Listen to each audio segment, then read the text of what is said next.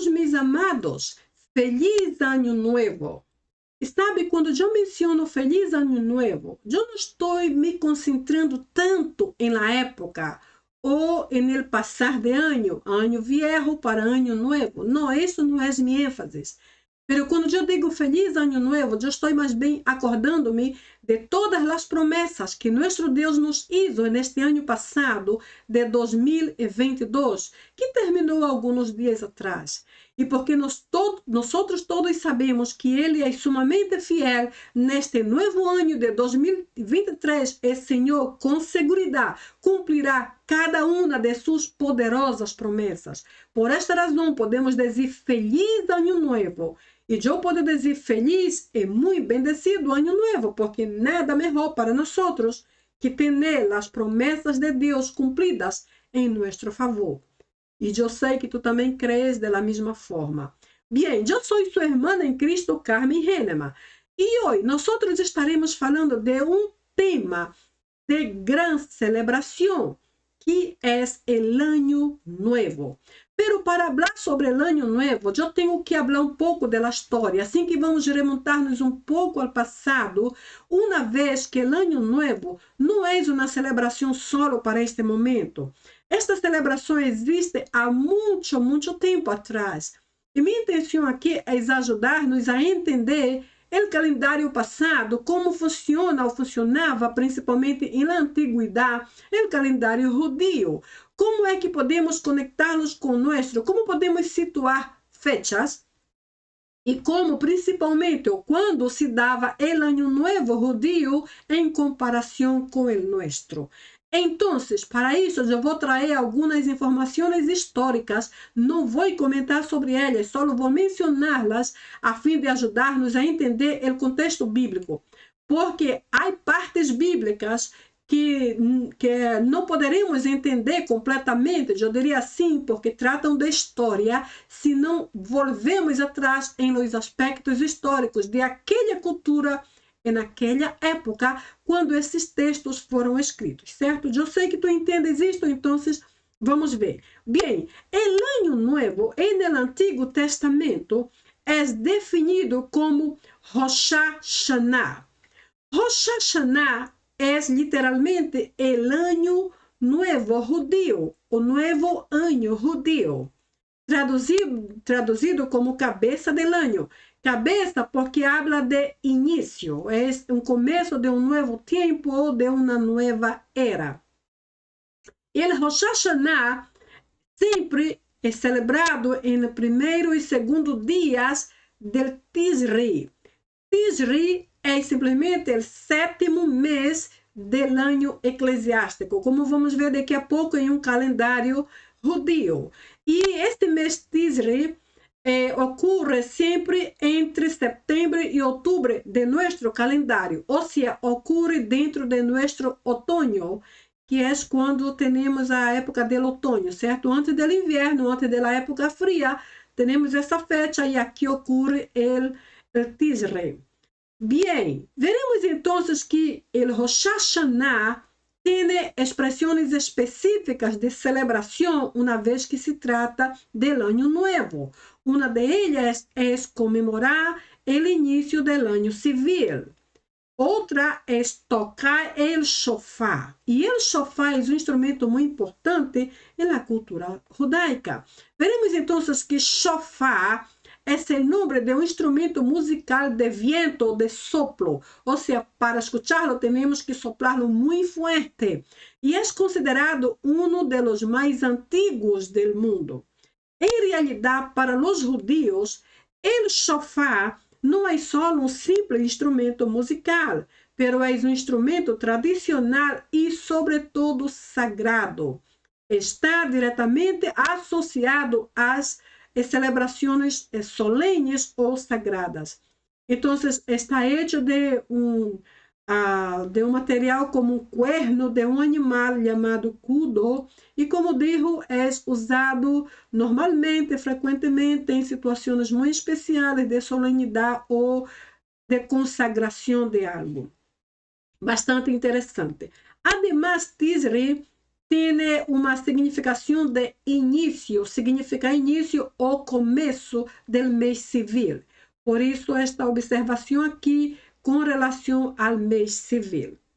Veremos então que o shofar também está aqui porque está diretamente associado com esse ruído. Uma vez que o shofar suena muito alto, por largos minutos sem parar e, además, muito repetidamente, muito frequentemente, porque a ideia do Rosh Hashanah, uma das ideias é fazer muito ruído, assim, expressando grande celebração, grande festa, grande comemoração, grande consagração de algo. Então, certamente que seu tempo, sua era, seu calendário, sua época também entravam neste plano de consagração.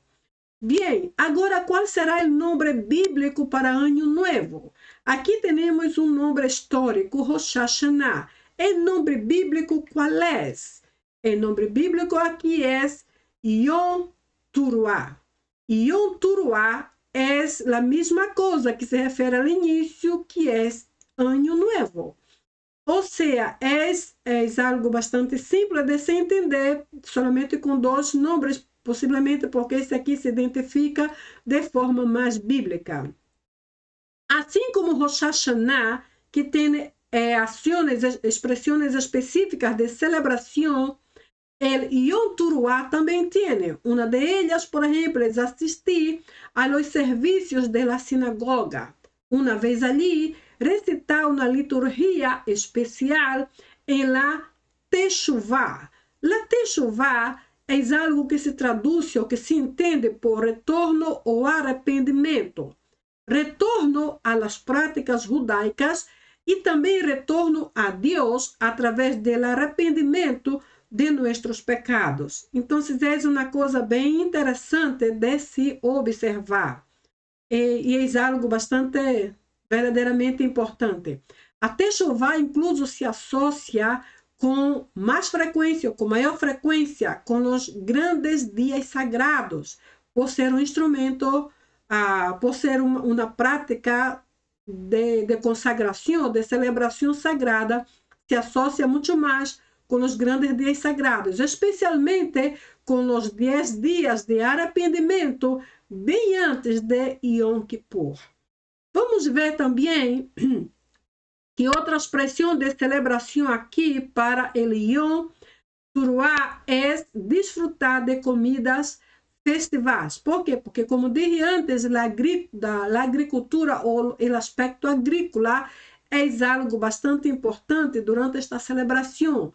Porque, como vamos ver a partir de aqui, as estações do ano eram o que identificava ou definia quando as sementes tinham que ser plantadas e também a estação em si ou outras estações indicavam quando deviam ser cosechadas. Ou seja, aqui o aspecto agrícola vai estar sempre presente, porque hoje, por exemplo, temos outras formas de medir nosso tempo e de controlar nosso calendário, nossos minutos, nossos segundos, nossos anos. Mas naquela época, principalmente naquela época, as estações funcionavam perfeitamente bem e les auxiliava, e os bendizia, e os confirmava, e os direcionava com relação a seu aspecto agrícola.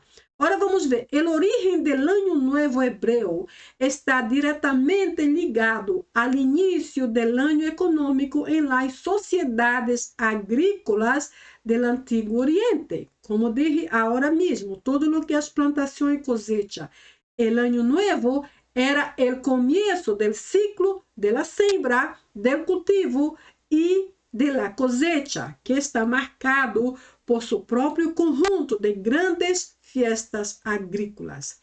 Este é um dia de descanso e ofrenda, onde se tocavam trompetas e cuernos durante todo o dia para ser muito ruído.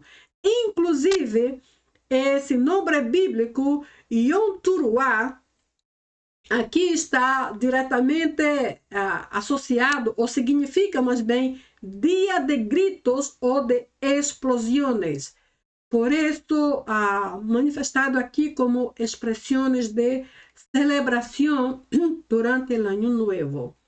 Bem, em quanto ao ano especificamente, que define a palavra ano, é a palavra Hashanah. A palavra Hashanah, traduzida literalmente, significa ano ou el ano, e se origina em la ideia de cambios, por exemplo, de ação repetida ou simplesmente um ciclo completo de cambios. Simples definições, pero que sempre indicam algo importante por detrás de sua cultura. Ora, dado que as estações se repetem, as pessoas fijam um calendário para dar-se conta dos eventos anuais e também recordá-los em temporadas futuras. Por esse motivo, o calendário girava em torno de los ciclos de la agricultura. Nuevamente la agricultura por causa de las estaciones. Ahora vea, la gente observaba los cambios de clima y la duración de los días en sus siembras y cosecha. O sea, el cambio era observado de forma general, el cambio climático y los días y la duración de cada uno, o sea, las estaciones. Por quê? Por causa da agricultura. A siembra e a cosecha dependiam desse cálculo, dessa calculação exata para saber quando plantar e também saber quando cosechar. Então, vamos ver que festas religiosas se estabeleceram em paralelo ao ano agrícola. Novamente, vemos aqui a agricultura em realce. Não se celebravam festas religiosas importantes, por exemplo, durante a época de maior cosecha, pero se observava que haviam quatro estações en el año solar durante uns 365 dias. Aunque os calendários não sempre eram precisos, periodicamente se faziam ajustes que eram necessários para compensar a falta de precisão. Neste caso, vamos falar desse ajuste em seguida, pero por causa da diferença entre o sistema lunar e o ano solar, há assim uma diferença de quantidade de dias e, logicamente, de anos, e por isso havia uma necessidade de constante ajuste. Agora, ano em grego vem da palavra ethos, que literalmente é ano, mas também pode ser encontrado como anualmente, dependendo da referência e do contexto da referência que encontremos. Mas em caso de ethos, se refere a ano anualmente, que vem basicamente ser a mesma coisa. En el Antiguo Testamento, por ejemplo, la marcación del tiempo reflejaba principalmente los meses, las festividades religiosas y también el año, como nosotros ya sabemos. Ou seja, tudo que relacionava com tempo dependia aqui desse tipo de medição. Ora, veja, segundo la historia, la nación de Israel adoptó los 12 meses del calendario babilônico como su calendário civil. E vamos ver daqui a pouco um calendário completo, pero por ahora vamos só ver estes aqui. Vamos ver alguns deles, que na verdade são 7, são muitos, são 12, pero se eu pongo todo e vai tomar toda esta página para que não seja muito grande, só traje estes. Alguns são, por exemplo, Nisan, que é o primeiro, aí vem Sivan, vem Elu, vem Kisleu, Tebet, Sebat e Adar. Aqui são somente alguns, em seguida vou mostrar-lhes um calendário completo, já vem desenhado, assim não tenho que escrever muito e não tenho que tomar muito espaço. Veremos também que, segundo o historiador judio Josefo, Israel tinha 2 ocasiões para celebrar o Ano Novo. Era o Ano Novo comercial, que começava em outono. Recuerde, outono se dá entre setembro e outubro e é e era exatamente no sétimo mês, que era o mês de Tisri, como nós já sabemos. E o outro é o ano religioso, começando na primavera, primeiro mês. Então, o primeiro mês, miramos bem aqui, é Nisan, e ocorria na primavera. Primavera, de acordo ao nosso calendário, se dá entre março e abril, ou seja, da metade de março à metade de abril, ocorria então o ano religioso. Então, que interessante, certo? Josefo dijo que o ano novo para a cultura judia, para Israel, ocorre mais bem 2 vezes ao ano. Uma vez ocorre na primavera, aqui com o mês Nisan, começando em Nisan, março e abril, e depois novamente em outono com o mês sétimo, que é Tisri, e que ocorria entre setembro e outubro. Solamente informações importantes que quiserem que nós não nos olvidar, porque vamos necessitar deles para o que vai vir em seguida. Então, vamos ver aqui. Então, como os meses estavam basados no sistema lunar, e no sistema lunar, cada mês tinha duração de solamente 29 dias e meio. Então, o ano, de acordo ao sistema lunar, tinha cerca de 354 dias com 9 horas, ou seja, 11 dias menos que o ano solar. E neste caso, em contraposição, o ano solar tem a mais ou menos 365 dias, parecido ao nosso calendário, e 6 horas. A duração, logicamente, equivale a aproximadamente 10 dias e 21 horas, ou 11 dias, como disse aqui, a menos, certo? Então, por causa desta diferença, cada 2 ou 3 anos há que añadir um mês de 30 dias. Isto se chama ajuste, para que al final a duração de cada ano pueda, como digo, pueda assim, pueda se igualar, ou seja, pode haver uma igualdade de quantidade de dias por meses e então, al final, por ano. Bem, essa diferença ou esse añadir de um mês extra aqui se dá por causa desta diferença.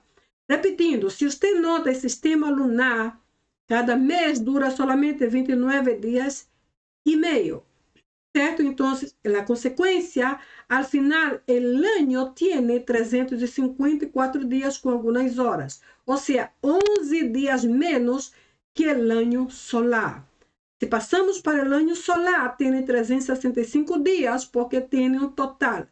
O lunar tem menos que este, pero este tem o total, 365 dias, que equivale, então, a mais ou menos 11 dias mais que o lunar. Esses 11 dias aqui, menos que o solar, pero o solar tem 11 dias mais que o lunar.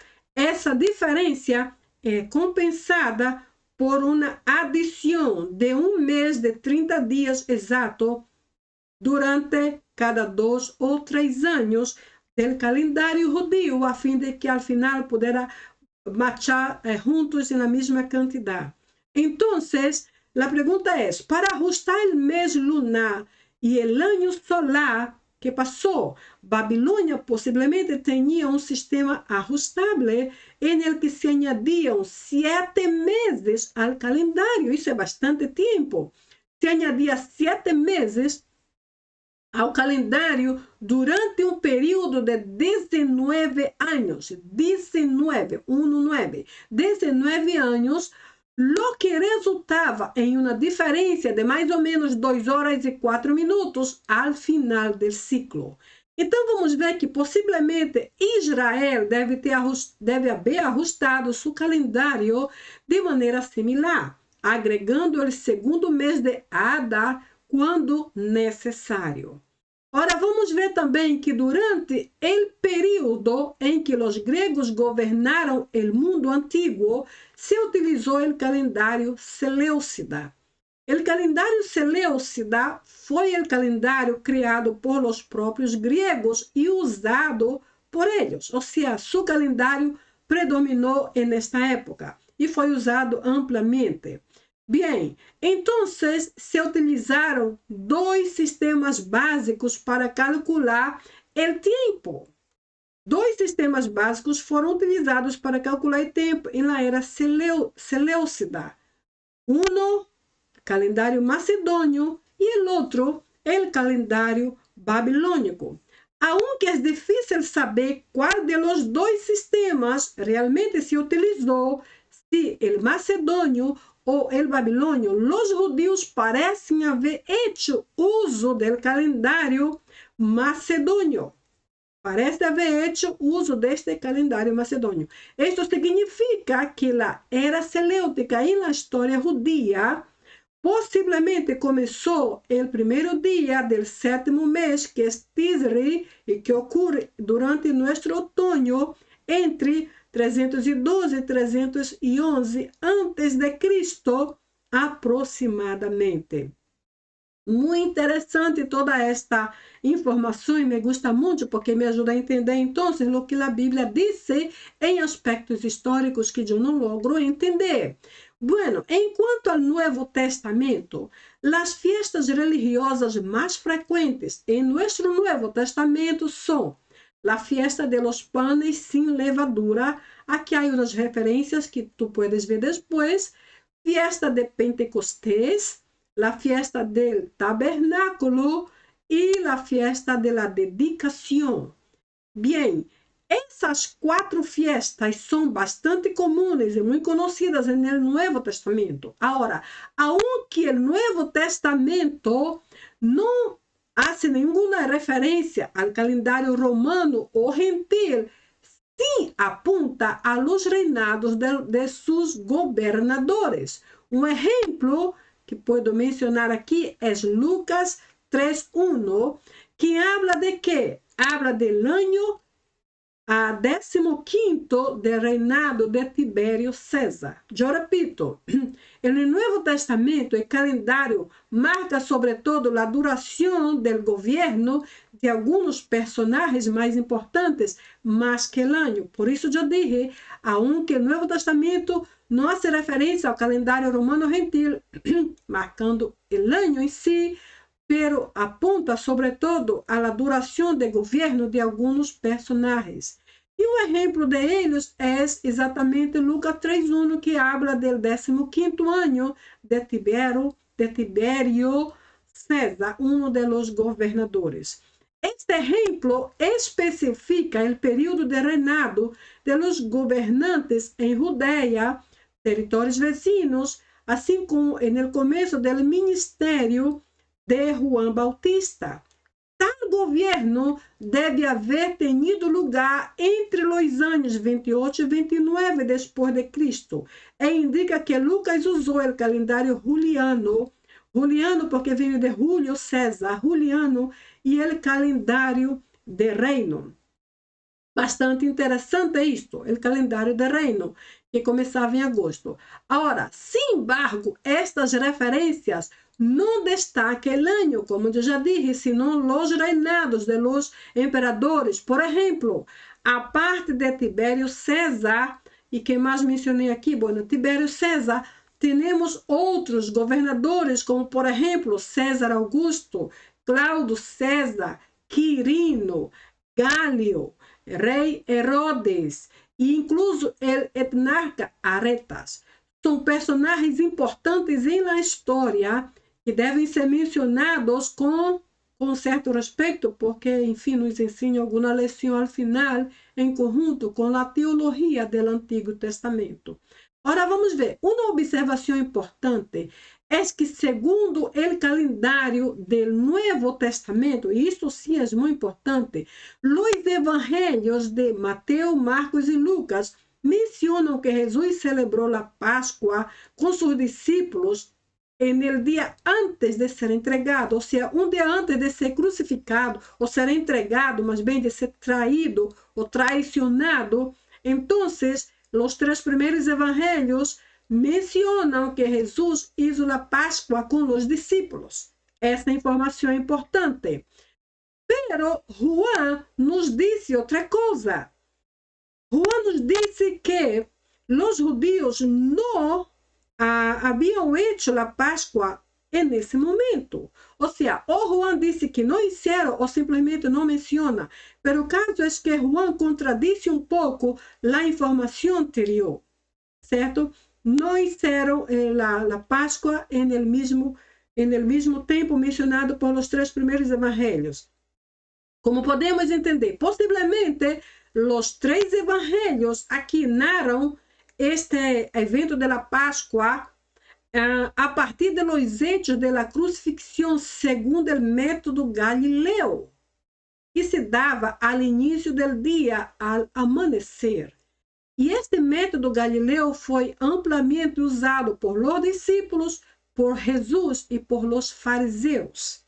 Isso é o que dizem os 3 evangelhos de Mateus, Marcos e Lucas. Pero Juan disse que não foi bem assim. Juan pensa que esse cálculo, esta calculação, Juan hizo de acordo ao método de la Judeia, ou seja, que se dava ao entardecer. Bem, aqui se vê uma diferença de tempo, certo? Então, você vê que sempre há uma necessidade de ajustar por causa da diferença. E aqui há uma diferença de narração histórica.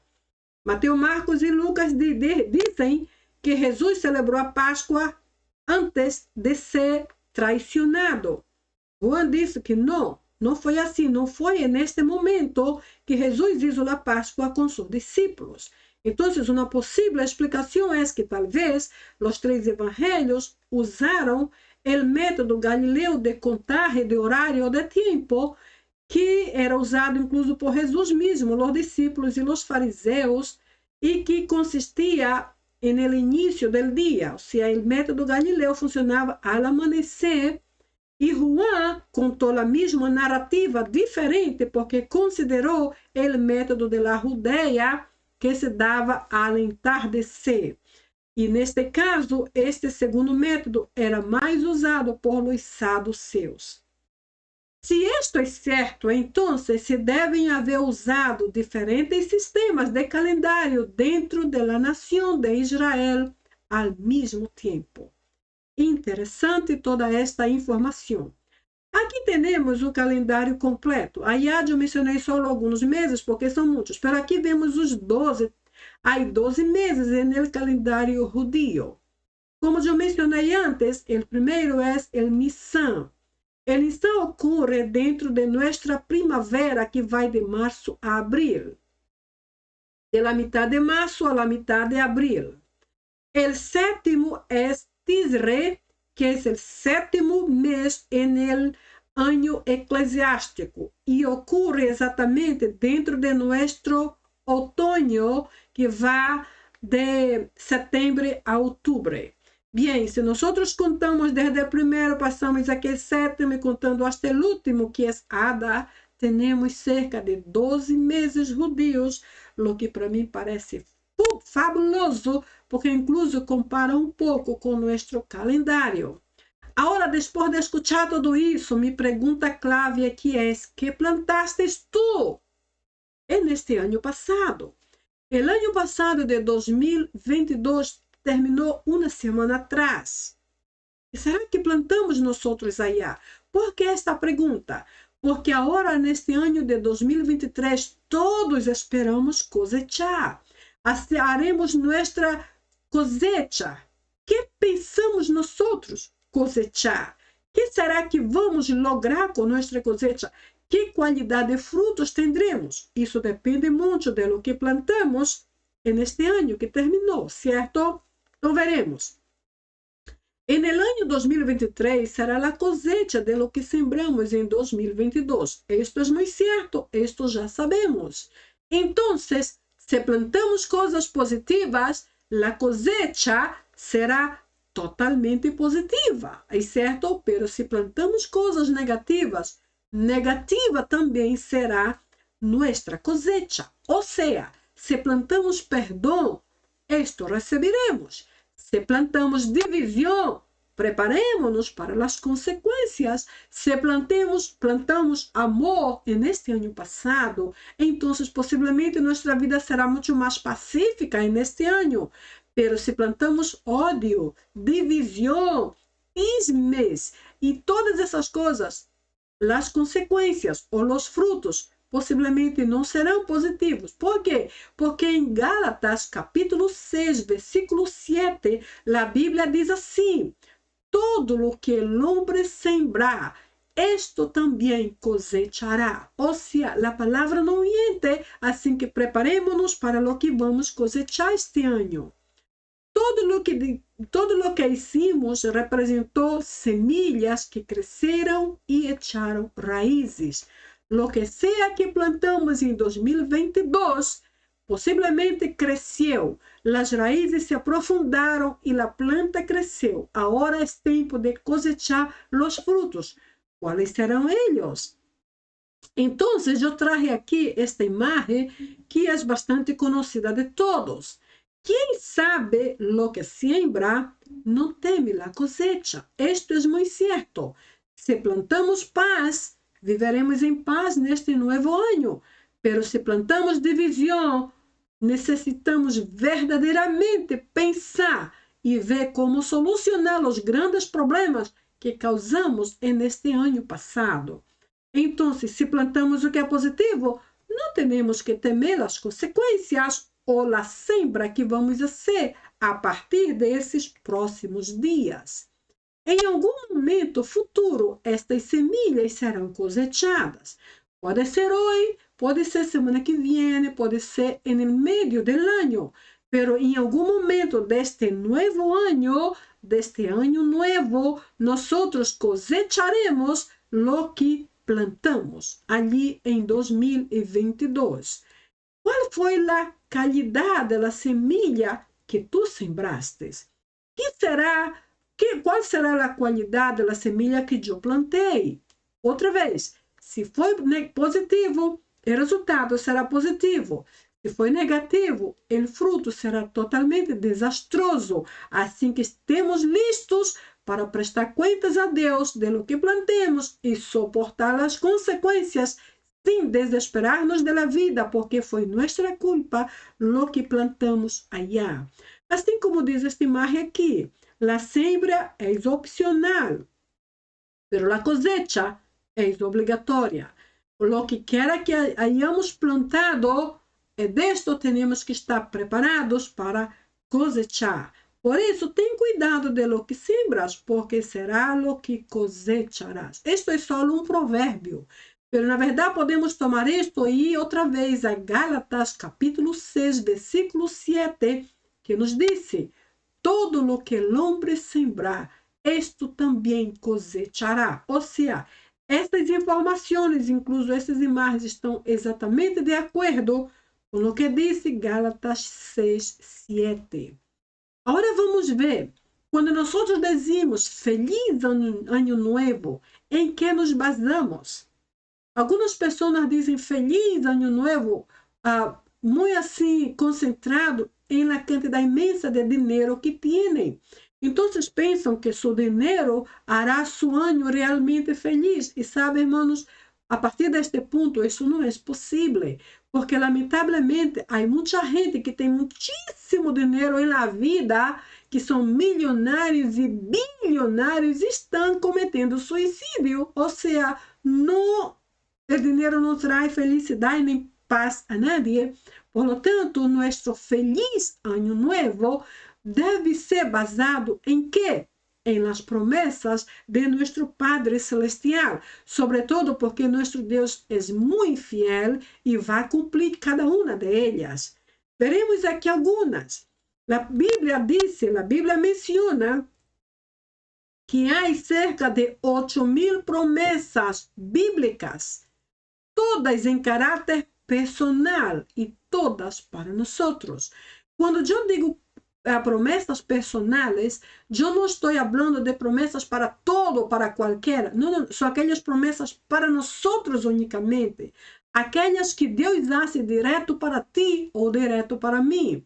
Então, são aquelas promessas, por exemplo, não temas porque eu estou contigo. Essa é uma promessa específica, personal, não é general. Não estou falando de promessas nacionais ou promessas políticas ou incluso promessas ministeriais, não é promessa personal para mim. Estou contigo no tema, eu te ajudo, eu te sustento, eu te levanto por tu mano derecha. Ou seja, promessas personais que vêm direto de Deus para nós. A Bíblia menciona cerca de 8.000 promessas bíblicas.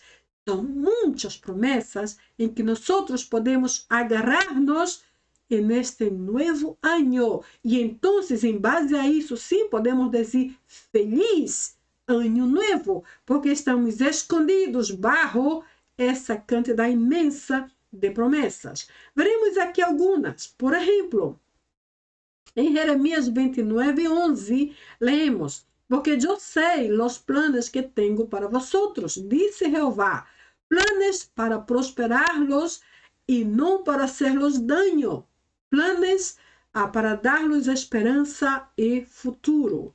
Ou seja, só por ler esta primeira parte, me alegra muito, porque eu sei que planos tenho para vosotros. Nós sabemos que nosso Deus tem sobre nós uma mirada de vitória, aunque não merezcamos.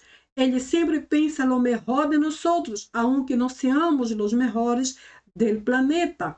Por lo tanto, se ele tem planos para nós, esses planos são os melhores que alguém pode fazer com alguém mais. Por lo tanto, que comecemos nosso ano creyendo nisto. Mi Padre Celestial tem planos comigo. E estes planos são que? Para prosperar-me, não para hacer-me dano, para dar-me esperança e um melhor futuro de vitória. Esta é nossa primeira promessa para nosso novo ano. Em Mateus 5:16, lemos: assim alumbre vuestra luz delante de los hombres, para que vejam vuestras buenas obras e glorifiquem a vuestro Padre que está em los cielos. Então, aqui, este texto menciona uma espécie de conselho, ao mesmo tempo de chamado. O Senhor nos chama a ser luz. E então, através deste privilégio de ser luz, que hace a luz? Alumbra, certo? Então, se nossa família, nossos amigos, a gente de nosso trabalho, nossos vizinhos, a gente de nosso país não conhece o Senhor, está em tinieblas, mas quando nós ligamos, já seja personalmente ou por telefone ou através de um texto, ligamos hasta suas vidas, traemos luz espiritual e então eles passam a ver. Por isso a Bíblia diz: tu luz produzirá buenas obras, vuestras buenas obras. Eles verão para que vejam vuestras buenas obras e glorifiquem. Esse é o resultado final. Se eu acepto obedecer a Deus, serei luz, e sendo luz, bendecerei a outros. Buenas obras. As buenas obras aqui não são para salvar-nos. Eu vou abrir um parênteses e dizer isto. Há pessoas que pensam que serão salvas por buenas obras, mas isso não existe. Nós fomos criados para ser buenas obras, mas elas jamais vão salvar-nos, jamais. Assim que não é porque não nos vão salvar que não vamos fazer buenas obras. Não, não é possível tampouco. Fomos criados e chamados para ser luz, para ser buenas obras, e ao final, todo o resultado glorificará a nosso Padre Celestial. Isto é um chamado, ao mesmo tempo é um conselho que deve caminhar conosco durante este ano novo. Em Colossenses 3, 14 e 15, lemos: pero sobretudo vestidos de amor. Aqui a coisa se põe séria, certo?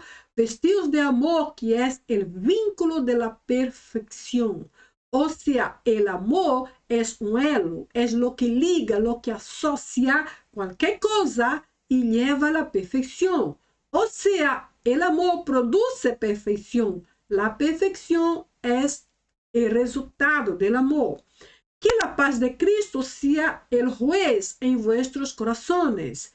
Juez ou árbitro, certo? Quando nós pensamos, por exemplo, em um jogo ou um partido de futebol, então, há um juez no campo, também chamado árbitro. Ele tem um instrumento em sua boca e então ele sopla, me ouvi em espanhol a palavra, pero sopra, e o sonido que ele emite transfere um mensagem para os jogadores. Às vezes o mensagem é falta, cometiste uma falta, ou então penalty, tens que fazer outra vez de outra maneira, ou então fora do campo, estás expulsado, dependendo do tipo de sonido, de soplo que ele hace com esse pequeno instrumento. Esse é o mensagem que transmite. Veamos aqui, a paz de Cristo sea el juez ou el árbitro em vossos corações. Por que paz? Porque quando a paz de Deus está em nossas vidas, estamos bem, não temos que preocupar-nos, não há nada que nos haga sentir-nos em deuda. Sin embargo, se não há paz em nossa vida, alguma coisa está mal, algo está errado, necessitamos arreglar algo, lo que seja. Então, neste caso, a paz funciona literalmente como um juiz ou como um árbitro de campo em nosso coração. Às vezes, irmãos, não temos paz por algo, mas nem sabemos por que será que não temos paz. E às vezes é por causa de algo que hicimos inconscientemente. Há coisas que hacemos sabendo que estão mal e hacemos aún assim e perdemos nossa paz. Temos que pedir perdão, mas há coisas que hacemos sem querer, inconscientemente. Pero é possível que quando estemos orando, Deus nos haga recordar e diga, tu regressas àquela pessoa, háblale, conversa com ela, pide perdão, porque sucedeu isto, tu não tuviste intenção, pero ela se sente assim. Afetou sua comunhão, temos que regressar e arreglar. Pero quem nos anuncia que algo não está bem? A paz, que é o juez ou o árbitro em nosso coração. É como o sinal rojo do trânsito. Mientras está verde, podemos ir sem problema, pero se põe rojo, todos param. Não há discussão. Nossa única obrigação é parar e esperar que o sinal cambie. Certo? Quando está amarillo, uau, então temos que pôr-nos em alerta, porque vai haver um câmbio imediatamente. E então, da mesma forma, é o sistema de este juez chamado paz. Pero graças a Deus que sempre encontra uma estratégia para comunicar-nos. E sua paz é uma delas. Que o ano novo nos ajude a caminhar em amor e em direção à perfeição de Cristo através de sua paz. Em Isaías 40:31, leemos: Los que esperam en el Señor renovarán sus fuerzas, vuelan alto como las águilas, correm e não se cansam, caminham e não se fatigam. Eu sei que tu sabes esse versículo muito bem, mas eu quero mencionar uma coisa importante. Tu vês aqui uma série de coisas muito positivas sucedendo. Renovarão suas forças, voam alto como águila, correm, não se cansam, caminham, não se fatigam. Tudo muito positivo. Pero isso todo este positivo depende de quê? Depende desta primeiríssima parte que diz los que esperam en el Senhor, ou los que esperam em Jeová. Esta é a condição para que seamos renovados, volamos como as águilas, corremos e não nos cansamos, caminhamos e não nos fatigamos. Então, se esperamos em Jeová, tudo isso aqui, todo o positivo ocorrerá sem nenhum problema. Pero se obedecemos a esta condição de esperar em Jeová. E esperar não é só cruzar os braços e ver o que vai passar. Não, não, não, não. Esperar é colocar a fé em ação. Eu creio e não dudo por nenhum motivo, por nenhuma razão, em nenhum minuto. Eu dudo. Em nenhum momento eu dudo de meu Senhor. Isso é esperar em Jeová. É também estar atento a lo que diz sua palavra. É obedecer os passos que seguem mientras esperamos. E sabe, irmãos, isso não é fácil. Às vezes nos desesperamos, queremos tudo bem rápido, arrancamos os cabelos aí porque não entendemos. Pero o Senhor nos desafia e nos chama para que neste novo ano de 2023 podamos esperar em Jeová, e se esperamos nele verdadeiramente, tudo isto aqui, todo o resultado, toda a segunda parte do texto ocorrerá naturalmente e sem nenhum problema. Este texto aqui, Santiago 4, a partir de 13 hasta 17, diz uma coisa muito prática. Oíd ahora, dice Santiago. ¿Qué decís? Hoy o mañana iremos a tal o cual ciudad y pasaremos allí un año y haremos negocios y tendremos ganancias. Y entonces, punto. Y ahí Santiago nos pregunta, ¿no sabes lo que sucederá mañana? O sea, já está empezando a regañarnos, né? Como dizem ustedes em sua linguagem, está regañándonos. ¿No sabes lo que sucederá mañana? ¿Qué es vuestra vida? Diz, esta é uma pergunta muito importante. Que é vuestra vida? Ou seja, quem vocês pensam que são? Numa linguagem mais popular. Quem pensam que são vocês? Que é vuestra vida? Sois como uma niebla que aparece por um momento e logo se dissipa. Ou seja, vocês são nada. O que é uma niebla? Uma niebla é como uma pequena nuvem, certo? Uma pequena, como digo, um pequeno humo que soprou e desapareceu. Ou seja, Santiago diz, em outras palavras, vocês são nada. Que é vossa vida? Sois como uma niebla que aparece em um momento e logo se dissipa. Em cambio, dijo ele, deves decir, Deus mediante, não só iremos, sino que também haremos isto ou aquilo. Essa é a forma como devemos falar. Assim nos ensina Santiago. Em lugar de dizer, eu vou fazer isto e prosperar, ele diz, em cambio, deve dizer, se Deus mediante, se Deus permite, iremos e haremos isto ou aquilo. Agora, sin embargo, te jactas de tus pretensiones arrogantes. Ou seja, Santiago está dizendo que só por el hecho de hacer planes sem consultar a Deus, isto é uma pretensão arrogante. Ele nos está chamando de arrogantes, porque estamos planeando sem consultar a Deus. Ou seja, estamos passando adelante de Deus e ponendo Deus para trás, porque nossos planos são mais importantes e se param bem aqui, delante de nós, e Deus se quer atrás, Ele que espere. Santiago diz, isto é uma pretensão que já não é bueno, e em cima, arrogante, é uma qualidade muito feia, arrogante. E diz ele, toda jactância, ou seja, vanidade, toda jactância semelhante a esta é maligna. Aí sim que a coisa se põe muito feia. É maligna. Por quê? Por que compara com o maligno? Porque allá no cielo, um dia, Lúcifer se atreveu a hacer planos contra Deus e querer ser como Deus. Então ele se llenou de envidia, de zelos, de engano, de mentiras, e em cima trajo com ele muitos outros. E chegou um momento em que Deus se cansou e os botou de ar e foram expulsados para sempre. Estão condenados para sempre. Não há mais salvação para eles.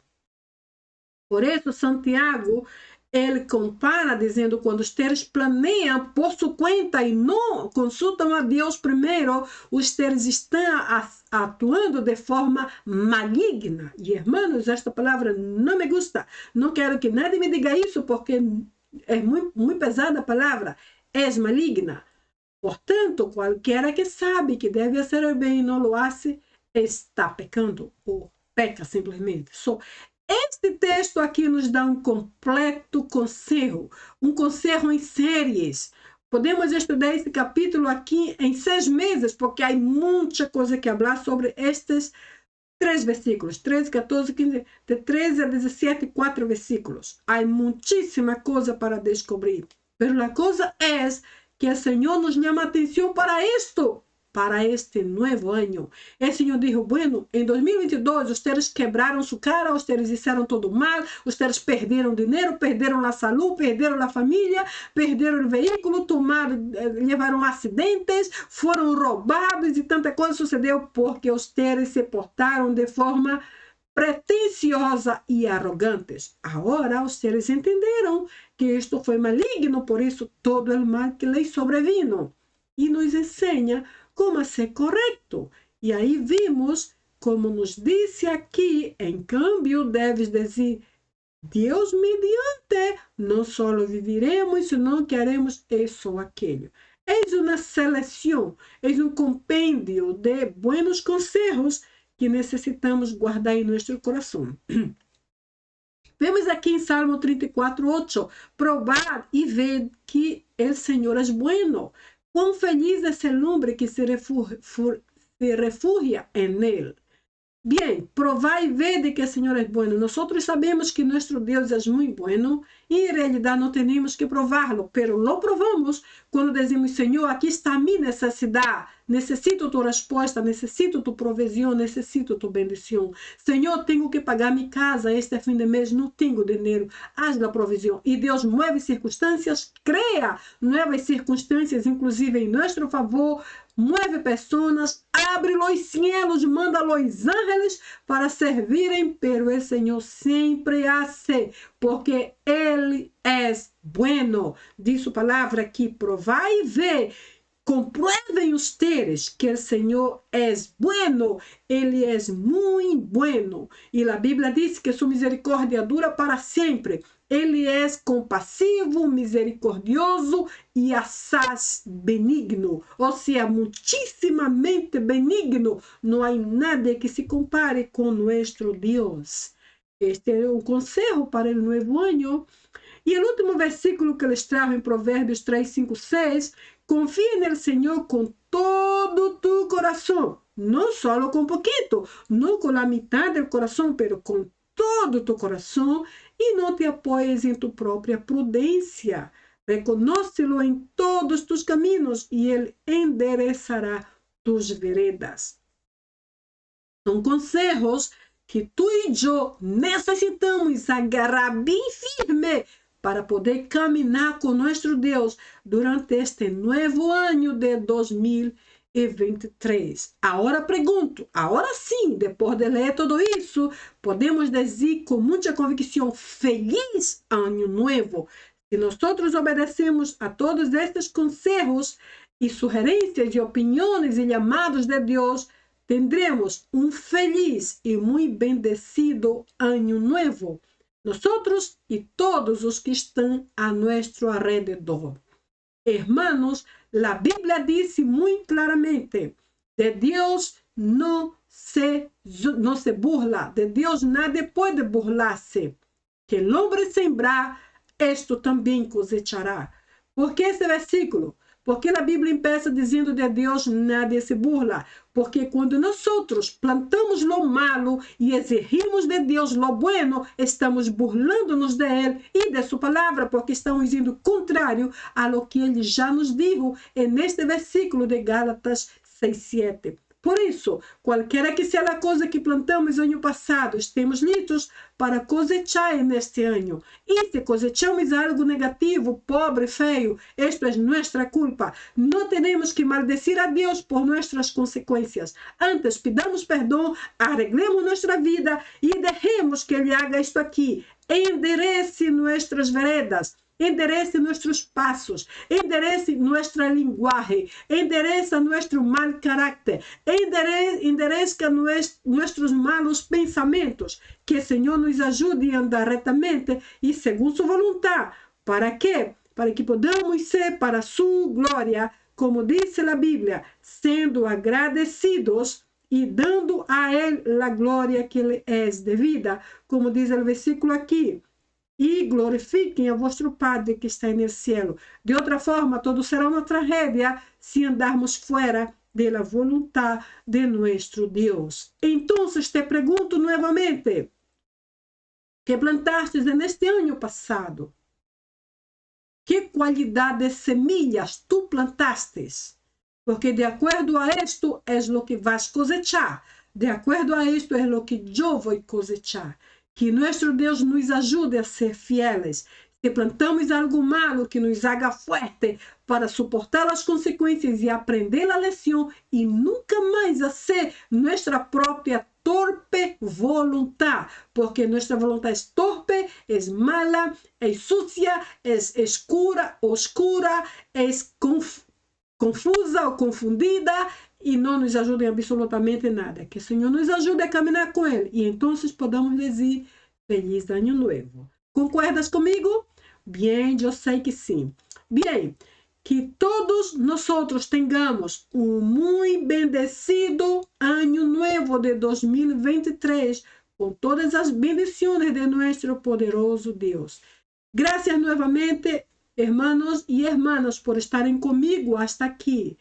Eu sei que tu presença me anima muito e, sobretudo, quando penso que estamos aprendendo juntos. Então, é um privilégio sempre poder estar contigo e aprender, sobretudo nesse dia de hoje, aprender sobre o ano novo e caminhar neste novo ano na presença de nosso Deus. Desfrutemos então de todas as bendições que Ele já tem reservadas para nós, ok? Eu sei que Deus tem para mim grandes coisas. Às vezes a cabeça é um pouquinho dura assim, pero quando oro, o Espírito do Senhor me ajuda a entender mais allá que meus olhos e meus 4 olhos aqui ajudam a ver. Que Deus nos ajude a ser a bendição que Ele quer que seamos. Amém?